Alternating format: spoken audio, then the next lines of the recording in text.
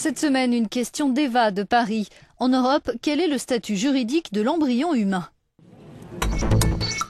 La question du statut juridique de l'embryon n'est à ce jour pas encore tout à fait réglée.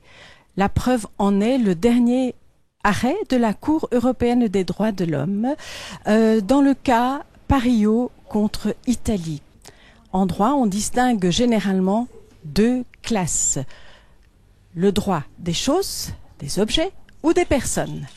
La question est, l'embryon est-il un objet ou est-il une personne? La Cour européenne des droits de l'homme, dans son arrêt, vient de nous indiquer que, en aucun cas, l'embryon ne peut être considéré comme un bien, une chose.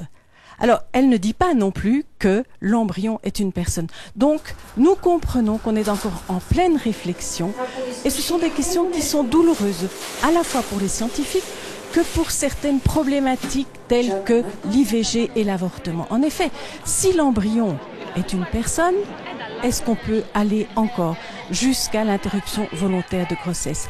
Mais l'embryon n'étant pas une chose, n'étant pas une demi-chose, la question est à nouveau d'actualité. Alors il n'y a pas de différence entre un embryon in vitro et un embryon in vivo. Un embryon devient toujours, si on le laisse dans un milieu porteur, un bébé, un enfant. Et c'est cela qui interpelle peut-être et qui est nouveau.